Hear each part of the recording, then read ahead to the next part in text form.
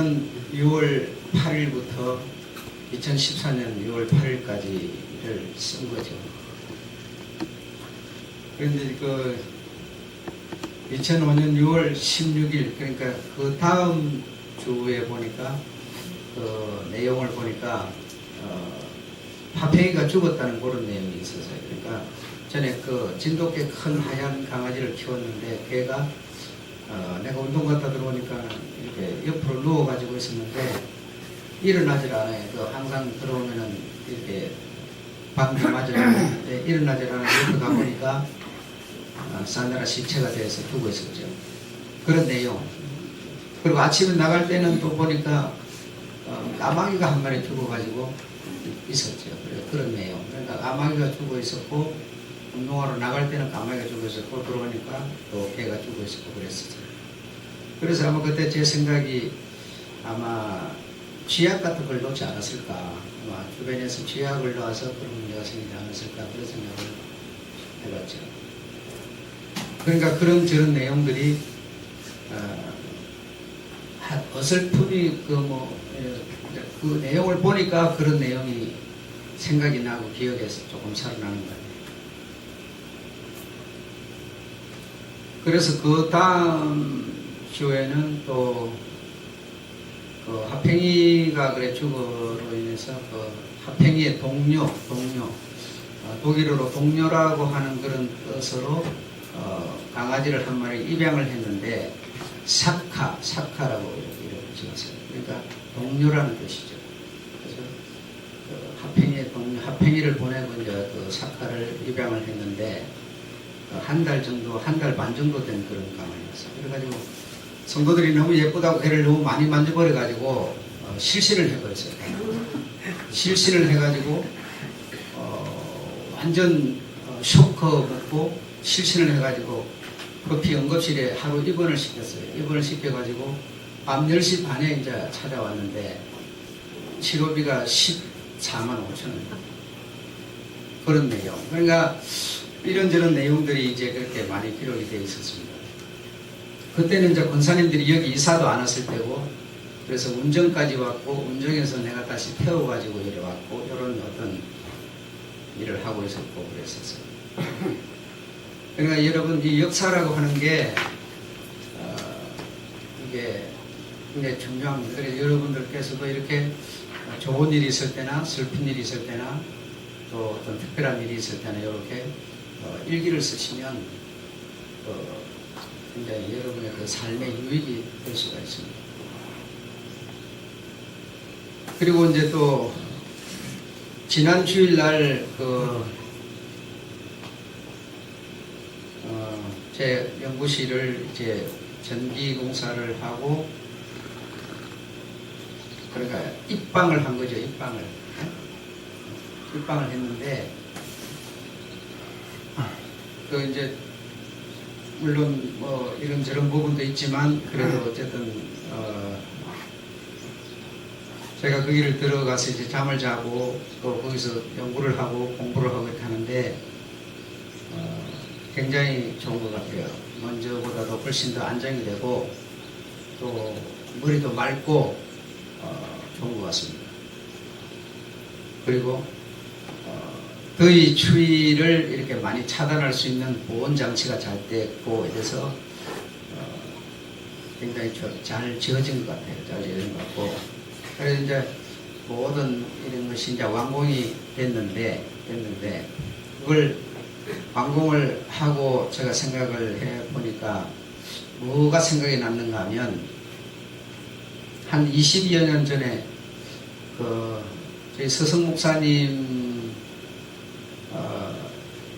연구실을 저희가 마포대교 바로 건너면, 여의도에서 건너오면 마포 바로 건너오면 바로 좌측에 있는 그 현대타워라고 있습니다. 현대타워 오피스텔을 12층 4호 18평을 얻어드렸어요.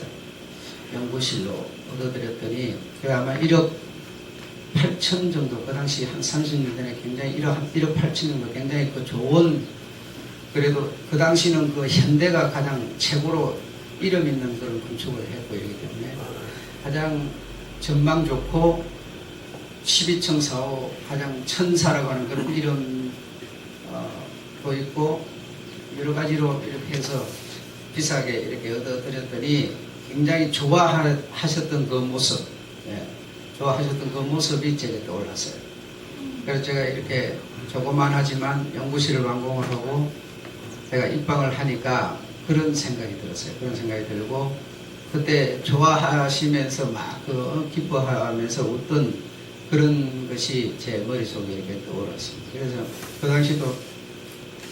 그 당시 우리가 선교의사가 8명이었는데 한 명씩 우리가 1,000,000원씩 냈어요. 1,000,000원씩 내고 한 명이 8,000,000원인지 9,000,000원인지 1억 정도를 했어요. 그래가지고 그 한 명이라는 분은 제가 다니던 회사 사장이셨는데 그분이 처음에는 좀 가난한 그런 사업을 했습니다. 사업을 했는데 서초동에 하나님께서 제 영 속에 비탈이 져가지고 땅이 아주 비탈이 져가지고 쓸모없는 땅이었어요. 그러니까 버려진 땅이라고 그러죠. 그 당시 버려진 땅이었는데 그 땅을 제게 보여주셔서 그 땅을 사라 했어요. 그 땅을 사라 해서 거기다가 사업을 짓고 집을 지었는데 버려진 땅이 최고의 금사라기 땅이 됐습니다. 그래서 그걸 삼으로 인해서 그 회사가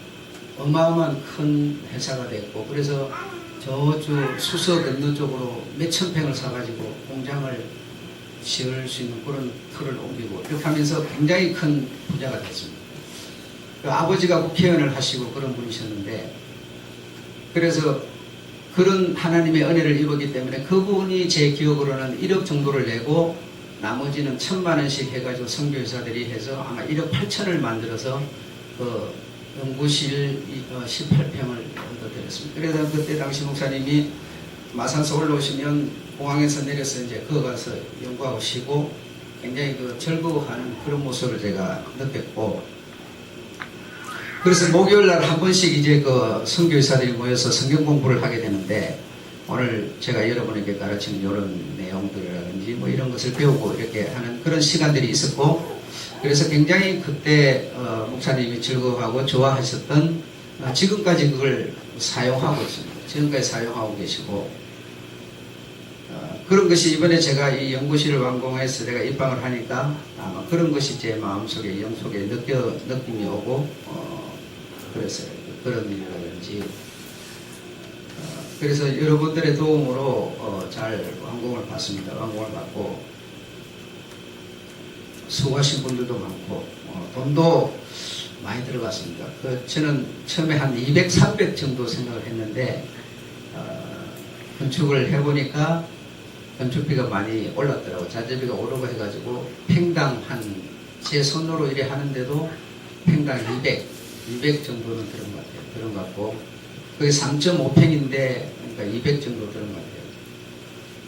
그래서 지금 현재 사회에서 그 목조주택을 짓게 되면 평당 400을 받습니다. 400을 받으니까 아마 절반 정도는 인건비, 절반 정도는 아마 자재비 아마 그러는 것 같아요. 그 정도 들어가고 그래서 제가 이런 얘기를 드리는 것은 여러분이 이게 이제 우리가 10년이 지나고 나면 이런저런 내용들이 또 다 심해져 버리죠. 그러니까 여러분이 이렇게 기록을 남기고 그 기록 속에서 어떤 여러분의 느낌을 기록하고 이렇게 하면 그게 굉장히 살아있는 산증인처럼 아마 의미가 있는 그런 내용이 될 수가 있습니다. 너무 세상 사는데 바쁘고 이렇게 하다 보면 그런저런 생각 없이 그냥 하루하루 살기 바쁘고 막 그러죠. 그러나 이런 기록들이 굉장히 중요하다라고 하는 것을 여러분이 말씀을 드려보는 거죠.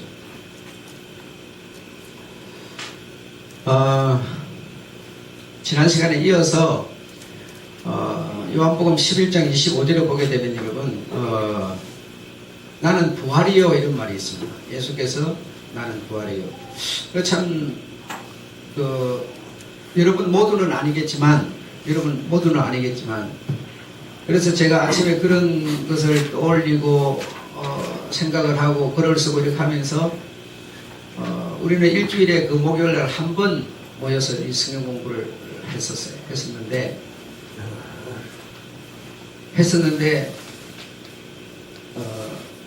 내 인생사에서 가장 손꼽아 기다리는 시간이 언제냐라고 하면 바로 그 목요일 성경 공부 시간이었습니다. 그러니까 그만큼 그 성경 공부라는 것은 나에게 엄청난 의미를 주는 그런 것이고, 세상에서 들을 수 없고 배울 수 없고 알 수 없는 이 천국 소식을 그 시간을 통해서 듣고 배우기 때문에 가장 기다려지는 한 시간이었죠. 한 시간. 많이 한 시간 정도 했는데 기다려질 뿐 아니라 그 성경 공부를 할 때 그 내 영이 얼마나 기뻐했는지에 대해서 제가 표현할 길이 없어요. 너무 이거는 어떤 그 한나가 기도할 때 술 취한 사람 같아서 선지자가 보고 왜 대낮부터 술 먹었느냐, 술 취했느냐 이랬거든요. 그러니까 그 한나가 하나님 앞에 그 모습이 바로 술 취한 사람과 같다고요. 이런 것처럼 내 영이 그 성경 공부를 접하고 배우고 할 때 내 영이 얼마나 취해 있고 즐거웠는지 그 표현이 안 돼요. 그래서 요즘 이제 성도들을 내가 이렇게 대하면서 느끼는 게 뭐냐면 참 세상 좋아졌다. 제가 그것밖에는 내가 해답이 없어요. 그냥 해도 말아도 그만 뭐 관심 없고 뭐 배우고 싶으면 배우고 말고 싶으면 말고 그냥 오고 싶으면 오고 말고 싶으면 좀 이렇게 하고 뭐 목사를 뭐 그냥 자기 아들 딸보다도 뭐 어쩌면 못하게 생각하는 그런 시대를 맞았지요. 그러나 그때 저희 그 감정은 바로 목사를 대하는, 바로 하나님을 대하는 것이었어요. 바로 목사와 대화하는 것은 바로 하나님과 대화하는 것이었고, 그 목사 옆에서 나오는 설교는 바로 하나님의 음성으로 바로 들었죠. 그래서 그런 때 그때 내 영은 그야말로 술 취한 사람과 다를 바가 없는 그런 상태였습니다.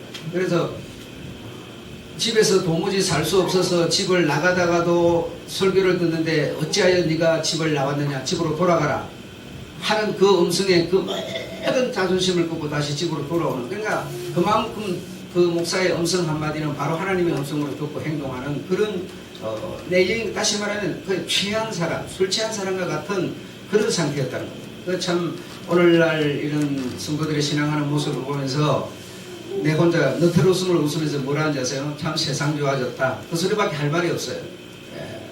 그 말의 의미가 여러분 무엇인지 느낄 수 있으면 느끼시고, 못 느끼면 그 의미까지 제가 말하면 또 여러분이 마음 상할 수 있으니까 그냥 넘어가겠습니다만은 요런 한 구절 한 구절을 통해서 우리가 성경을 배운다고 하는 이것이 여러분의 그 영혼이 얼마만큼 행복해 하는가를 여러분이 느껴야 되는데, 지금 영과 육이 여러분과 함께 공존 유기체로 있으면서 여러분의 육이 너무 강하기 때문에 영이 못 느낄 뿐이거든요.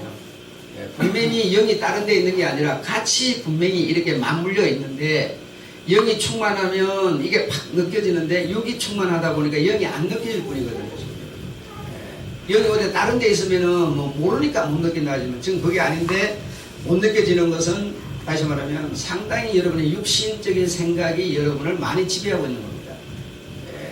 그리고 그때는 살기도 어려웠는데도 지금은 사실은 먹는 거 누가 먹으러 오라고 그러면 짜증 나잖아요, 여러분. 그렇죠? 오히려 그 정도죠. 이런 시대를 우리가 지금 살고 있어요. 그런데도 우리는요, 끊임없이 먹는 거, 입는 거, 마시는 거 더 치중하고 있습니다. 그것이 그의 신앙 목표가 되어 있어요. 그렇기 때문에 영이 못 느끼는 거예요. 그렇기 때문에. 그래서 요한복음 11장 25절 같으면 나는 부활이요 생명이라 이런 말씀을 하는데, 예수께서 그렇게 말씀하셨죠. 나는 부활이요 생명이라. 그럼 왜 그런 말씀을 하셨겠냐고 생각해 보세요. 왜 그런 말씀을 하셨을까? 그분이 언제는 생명이 아니고 그분이 언제는 부활이 아니라서 그랬을까요? 그분은 언제나 부활이고 언제나 생명이 있었어요. 그런데 나는 부활이요 생명이다. 이 말의 의미는 무엇이겠어요, 여러분? 그분이 전에도 그런 거 갖고 계셨고 지금도 갖고 계신데, 그 지금에 와서 구약 때는 한 번도 나는 부활이요 생명이니 그런 말 안 하셨어요. 한 번도. 그런데 왜 유독 신약 성경에 와서 주님이 그런 말씀을 하시겠어요? 그 말은 여러분 간단합니다. 나는 육신을 갖고 있다는 얘기예요. 육신을 갖고 있다는 얘기예요. 그러니까 육신을 갖고 있기 전에도 하나님은 부활이시며 생명이시지만 그러나 그때는 육신이 없기 때문에 그 단어를 쓸 필요가 없었던 거예요. 필요가 없어요. 그래 이 당신은 언제나 생명이고 언제나 부활이지만 그러나 내가 육신이 있기 때문에 육신을 벗어버려야 내가 부활이 된다는 얘기예요. 육신을 벗어버려야. 육신을 벗어버려야 부활이 될 뿐더러 육신을 벗어버려야 진정한 생명으로 내가 나타날 수 있다는 얘기예요. 그래서 육신을 갖고 있기 전에는 구태여 그런 말씀을 할 필요가 없죠. 그러나 육신을 가졌기 때문에 이 육신을 내가 벗어버려야 내가 부활이 되고 바로 영원한 생명체가 된다는 얘기죠. 이 말은 우리가 뭘 시사하고 있습니까?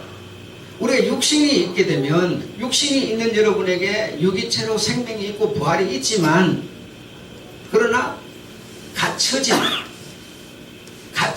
어떤 담 속에 갇혀있기 때문에 아무런 여러분에게 의미가 없어요. 의미가 없어요. 내가 부활이다 그러면 육신이 있는데 무슨 부활이 무슨 필요해요? 육신이 죽어버려야 부활이 되는 거예요. 육신이 있는 이상에는 생명이 생명 역할을 할 수가 없어요. 여러분 구원받았다고 구원받은 것이 여러분 삶에 무슨 영향을 줍니까? 여러분 일상생활에 구원이 무슨 영향을 주냐고요? 아무런 영향을 못 주죠. 감옥 속 갇혀있는 거나 다를 바가 없어요. 육신이라는 감옥 속에 갇혀있기 때문에 아무런 의미가 없다니까요, 여러분. 근데 그 감옥소라고 하는 육신을 벗어버리면 뭐가 돼요? 바로 육신이 이제는 주체가 아니라 부활, 생명이 주체가 되어버리는 거예요. 그렇기 때문에 주님도 육신을 갖고 있기 때문에 나는 부활이요 생명이다 이런 말씀을 하셨던 겁니다.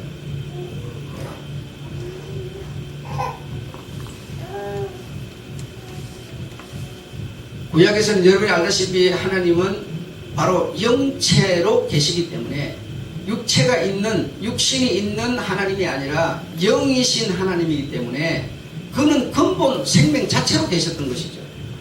그러나 그 생명이 육신 속에 갇혀버리니까 죽은 사람을 보고 뭐라고 해요? 나는 부활이에요. 나도 너처럼 그렇게 될 수밖에 없는 길을 가고 있어 이 말이에요. 그러니까 너의 지금 그 죽은 사실에 대해서 슬퍼하지 말라 이 말이죠, 여러분. 말라 이 말이죠. 죽은 나사를 보고 하는 말이었거든요.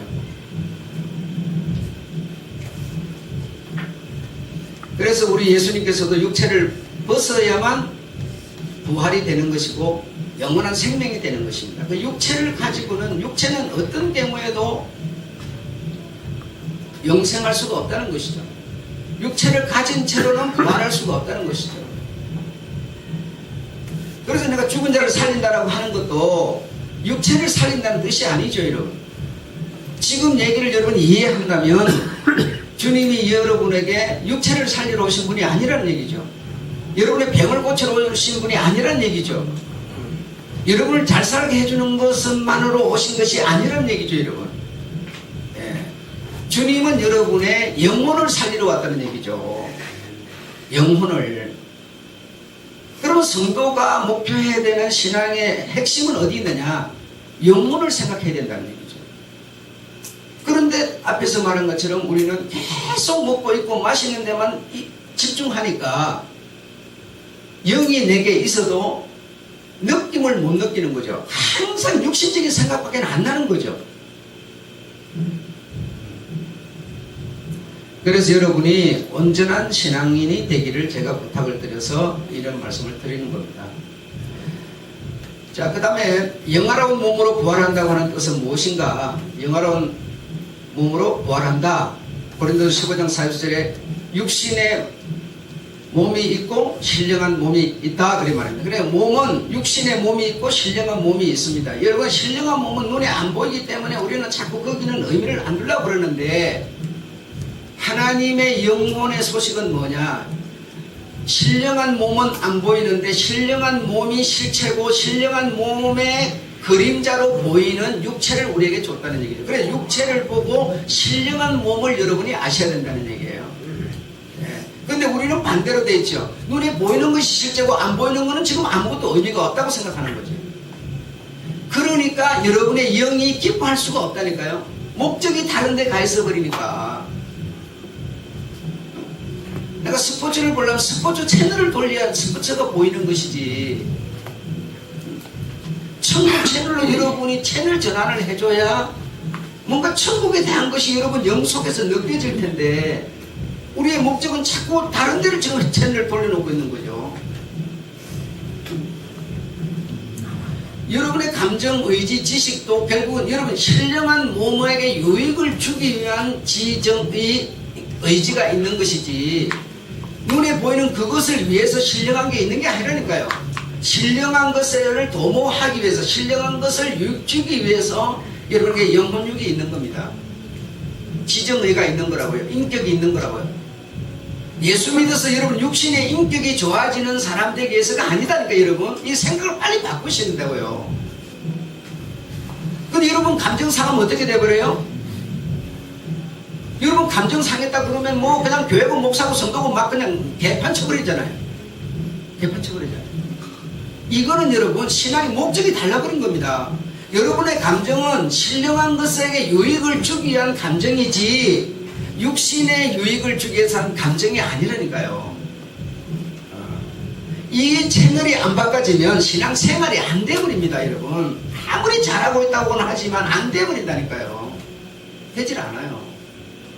신령한 몸이 있고 육신의 몸이 있는데, 육신의 몸은 눈에 보이고 신령한 몸은 안 보여. 안 보이는 이 신령한 몸이 실상이고, 이 보이는 이거는 안 보이는 이것을 도모하는 거예요. 이것을 돕는 역할을 하는 거라니까요. 그게 바로 신령한 몸과 육신의 몸이 관계라는 겁니다. 관계.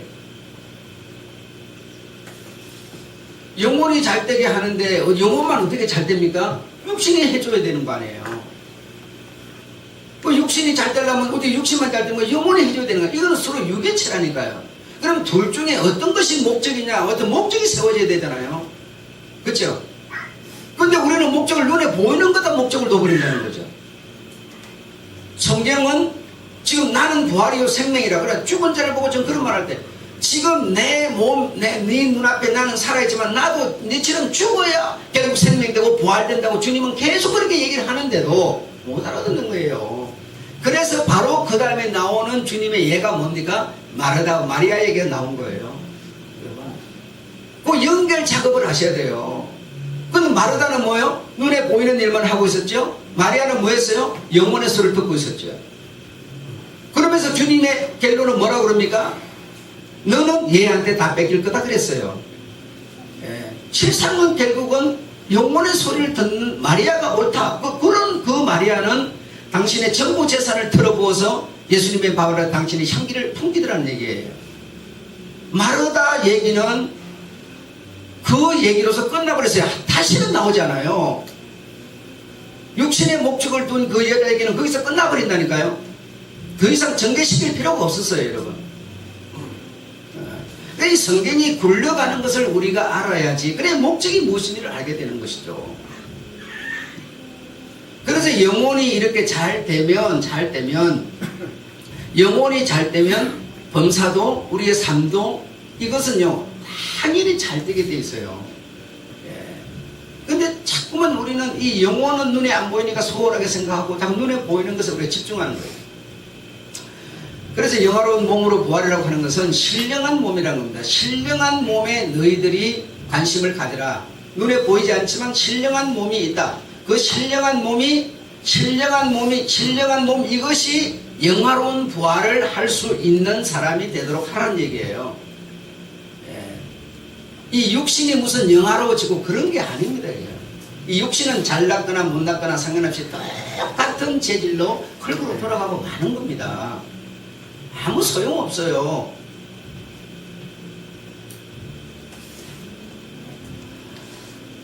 그래서 부활은 내 육신의 몸이 부활하는 게 아니고 신령한 몸이 부활을 한단 말이에요. 신령한 몸. 여러분이 부활절, 뭐 부활, 뭐 다 믿고 하지만요. 신령한 몸을 인정하는데 무슨 부활을 믿습니까요? 그러니까 부활이라는 것이 의미가 없는 거예요, 우리한테는 지금. 신령한 몸 자체를 인정 안 하는데 무슨 부활이 의미가 있어요? 아무런 의미가 없는 얘기죠. 구원을 얘기를 하지만 구원은 내 영혼이 신령한 몸이 구원을 받는 건데 육신의 몸이 구원받는 것으로 생각하니까 내 사는 꼬라지는 맨날 이탈행인데요. 맨날 자고 일어나면 일하고 고생만 되는데요. 무슨 구원이 무슨 필요 있어요? 아무런 의미가 없는 거죠, 여러분. 안 그렇습니까? 구원이나 이 전부 이 성경 속에서 기독교에서 말하는 이 내용들은 신령한 몸이 받을 영광을 말하고 있는 거예요. 육신의 몸은 아니라니까요. 여러분 이 채널로 포인트 목적을 딱 마치고 사시면 생활하면 내가 땅을 파고 힘이 들어도 뭐죠? 보람있고 재미가 있죠. 내가 이 육신이 이렇게 수고하고 노동하는 것 때문에 내 영혼이 지금 잘 되고 있어. 영어로 몸으로 내가 잘 되고 있어. 이렇게 생각할 수 있게 되니까 얼마나 보람있고 의미가 있고 재미가 있겠어요, 여러분. 그렇지 않습니까?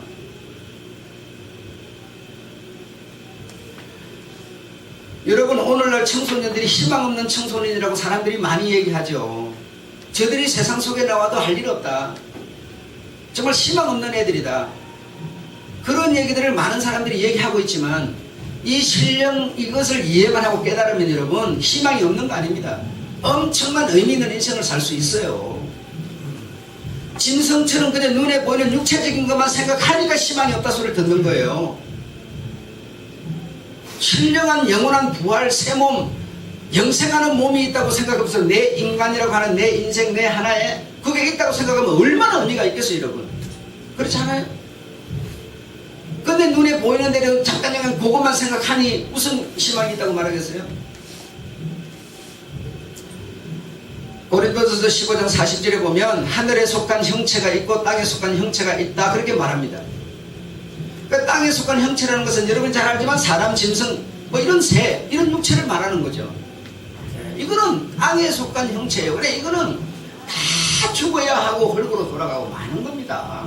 하늘에 속한 형체가 있어요, 여러분. 있어요 라고 말해도 안 믿어지죠. 왜 안 믿어요? 채널을 안 바꾼다니까, 여러분. 채널을 신령한 몸 안 보이는 그 실상에다 포인트를 맞춰야 된다니까요. 그래야 아멘이 나온단 말입니다. 내 영혼 속에서 아멘이 나와야 믿어질 거 아니에요.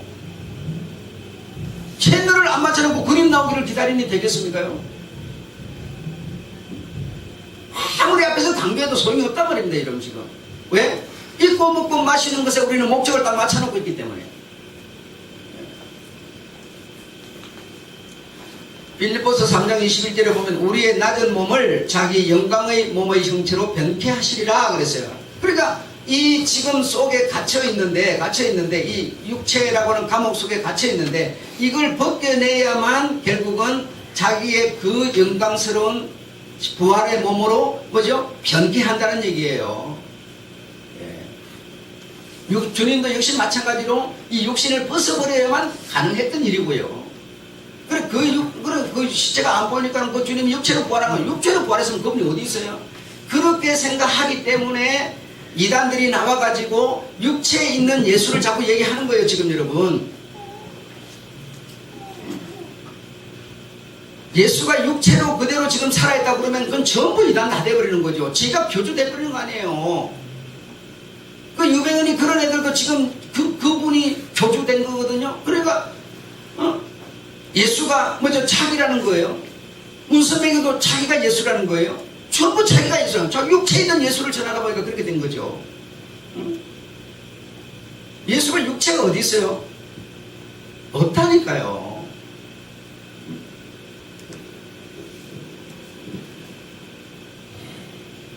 하늘에 속한 형체도 있고 땅에 속한 형체도 있습니다.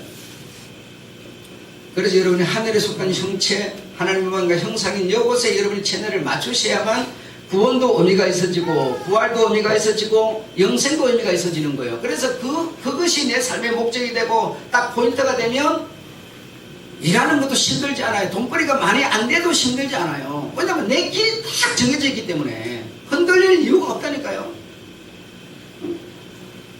그게 안 되다 보니까 뭐가 조금만 안 되면 흔들거려 버리죠. 뭐 기분만 나빠도 흔들려 버리죠. 되는 게 뭐 있습니까요? 어느 날은 이렇게 말했다가 어느 날은 저렇게 말했다가 어떻게 신앙이 되겠어요, 여러분?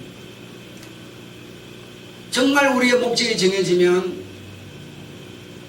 궁궐이나 초막이나 그 어디나 하늘나라가 되죠. 꼭 궁궐이 하늘나라 아니거든요.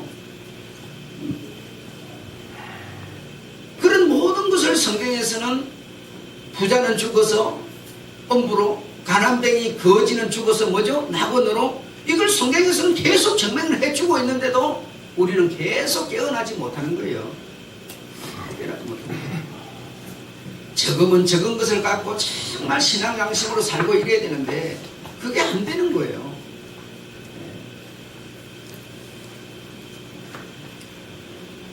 갈라디아서 4장 19절에는 우리 속에 그리스도의 형상이 이루어지기까지 너희를 위하여 배산하는 수고를 하노라.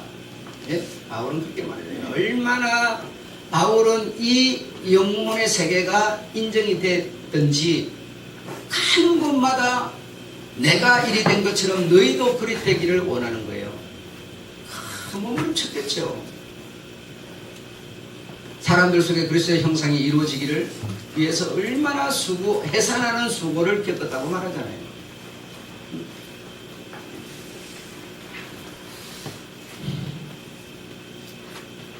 중요한 것은 여러분이 그런 성경 구절이 성경에 써졌다, 그게 중요한 게 아니에요. 그거 써져 있으면 인정할 겁니까? 그럼 찾아보면 써져 있죠. 그거 써져 있다고 해서 그거 써져 있는 것이 읽기만 하면 인정되면 그냥 더 좋죠. 그러나 하나님의 전체 그림을 이해하셔야 돼요. 전체 그림을.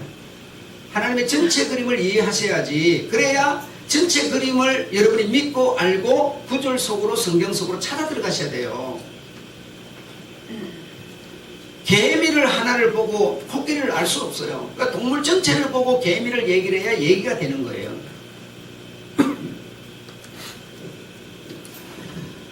자, 그 다음에 예수님이 영광을 받으셨다. 믿으십니까? 예수님이 영광을 받으셨다. 요한복음 7장 39절 영광을 받으셨다는 것은 무슨 뜻입니까? 예수님이 영광을 받으셨습니까? 받으셨어요?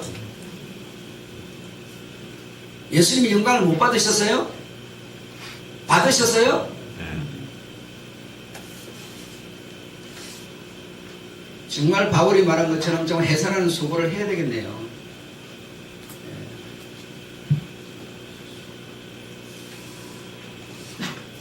예수님이 영광을 받으셨다는 것은 무슨 얘기입니까? 육체를 벗으셨다는 겁니다.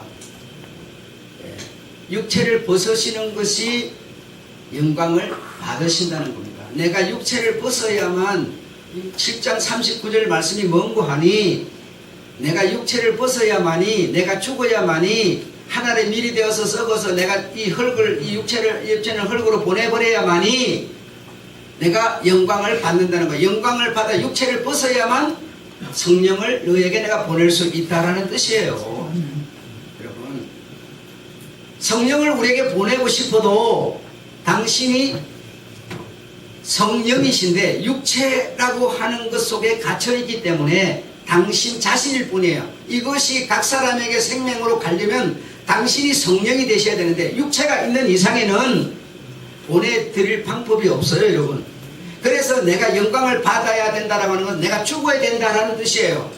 육체를 벗어야 된다라는 뜻이라고요. 예수님이 영광을 받으셨습니까? 이렇게 말해요. 여러분이 아멘이 왜 안 됩니까? 영광을 받는 게 뭔지를 모르니까 그렇죠. 그거 왜 모릅니까? 성경 공부를 안 해서 그렇죠. 여러분이 일방상식으로 알라니까 안 되는 거예요, 지금. 7장 39절에서 말하는 영광을 받았다는 것은 내가 죽어야 내가 너에게 성령을 보낸다. 지금은 성령을 보낸 일이 없다는 거예요. 아무도 성령을 받지 못했다는 거예요. 그래서 여러분 이제 큰 그림을 봐보세요. 그가 죽고 나니 어떻게 됐어요? 죽고 나서 성령을 보내서 각 사람이 성령을 받는 거예요. 그 전에 그런 일이 없었어요, 여러분. 그래서 영광을 받으셨다는 것은 육체를 버리시고 신령한 영체의 부활을 하는 얘기를 영광을 받으신다라는 얘기입니다. 그래서 여러분들께서도 예수님과 똑같이 영광을 받으실 텐데 지금은 아니에요. 지금 뭐 예수 믿어갖고 내가 무슨 집 한 채 내가 뭐 어떻게 해서 생겼다. 그건 영광 아니에요. 그 집이 여러분의 무덤 될 수 있어요. 여러분 돈벌이 좀 했어요? 그 돈이 여러분의 무덤 될 수 있다니까요. 그건 영광 아닙니다. 여러분 그런 얘기가 아니고 신령한 영혼이 부활해야만 영원한 영광을 받는다는 뜻이 되는 거예요. 그래서 영생이 되는 것이니까요. 그래서 예수님은 하나님은 한 분이시기 때문에 세 분이 아니고 한 분이기 때문에 성부, 성자, 성령이 한 분이기 때문에 예수라고 하는 육체 속에 하나님의 성령이 계시면 당신의 영일 뿐이에요. 당신의 영. 그래서 내가 죽어서 땅에 떨어져서 하나님 일이 되어서 썩어 죽어야만 뭐하는 많은 열매를 맺느니라 그랬어요. 많은 열매를 맺느니라. 우리는 죽어서 많은 열매 맺는 게 아니에요. 우리 주님의 죽으심과 우리의 죽으심은 그래서 다른 겁니다. 우리는 죽으면 그저 내 영혼 하나 영화로운 몸으로 부활하는 것이고요. 예수님의 하나의 죽음은 당신 속에 있는 생명, 부활, 생명, 부활이요 생명인 이것을 각 사람에게 주려면 육체를 벗어나야만 줄 수가 있다니까요. 육체 속에서는 안 된단 말이에요. 그래서 당신이 죽는 것이 영광을 받는 것이다. 이렇게 주님이 말씀하셨던 겁니다. 그래서 요한복음 14장 26절에 보면 보혜사 내가 내 이름으로 보내실 성령 그가 내가 가고 그가 오시면 내가 너희에게 가르치고 말한 모든 것들을 뭐하게 하리라? 생각나게 하리라. 이렇게 말씀하시는 거예요. 자, 그 다음에 성령은 시옷. 성령은 어디로부터 나오신다? 아버지로부터 나오신다. 예수라고 하는 아들은 어디로부터 나왔다? 아버지로부터 나왔다. 성령은 어디로부터 나온다? 역시 아버지로부터 나온다. 한 분이시라는 거죠. 하나님은 한 분. 그래서 여러분 이 땅에서 힘들고 어렵고 한데도 고단하고 한데도 신앙생활 하신 거 보상 다 받습니다. 다 받을 테니까 지금 여러분의 인간적인 의지만 흔들리지 마세요. 이것만 안 흔들리면 여러분이 그동안 심어놓은 거 전부 보상 다 받습니다. 아주 여러분이 정말 흡족할 만큼 보상받습니다. 흡족할 만큼. 심은 대로 거둘 겁니다. 이 성령은 아버지로부터 나오는데 예수는 아버지로부터 나왔는데 그래야만 아버지로부터 성령이 나와서 내게 성령이 오시면 내가 뭐가 돼? 아버지의 뭐가 돼? 아들이 되는 겁니다. 이 절차는 절대로 벗어나지 않습니다. 아버지로부터 아니고 다른 데로 만약에 성령이 와버리면 내가 아버지 아들 될 적이 없지요. 마태복음 1장 18절에 보면 예수 그리스도도 성령으로 잉태되었다. 그래 아버지의 영으로 잉태됐다 이랬죠. 요한복음 20장 21절에 예수께서 숨을 내쉬며 가라사대 너희가 뭘 받아라? 성령을 받아라. 이렇게 말씀하시죠. 자, 그러면 신앙, 복음의 가짜가 뭐냐? 예수를 육체에 있는 예수로 말하면 바로 그거는 가짜입니다. 가짜고 거짓일 뿐더러 바로 사탄의 영을 가진 이단이 되는 겁니다. 예수는 그가 죽음으로 우리를 다 이런 은혜 속으로 올려놓은 것이지 그 육체를 가지고는 안 됩니다. 그 육체로 부활했다고 생각하는 생각은 여러분이 빨리 지워야만 참 신앙인이 되는 겁니다.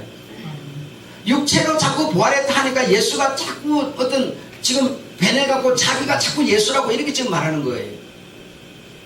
아셨습니까? 예수는 형체로 육체로 존재하지 않습니다. 아셨죠? 그래서 영이 예수 아버지의 영이 예수를 만든 것처럼 아버지의 영 성령이 여러분에게 임하셔서 그의 아들이 되고 우리가 아버지 아들의 관계를 맺는 것이지, 어떤 뭐 눈에 보이는 어떤 사람에 의해서 그 되는 게 아닙니다. 되는 게 아닙니다. 절대로 그런 말에 여러분 속지 마시고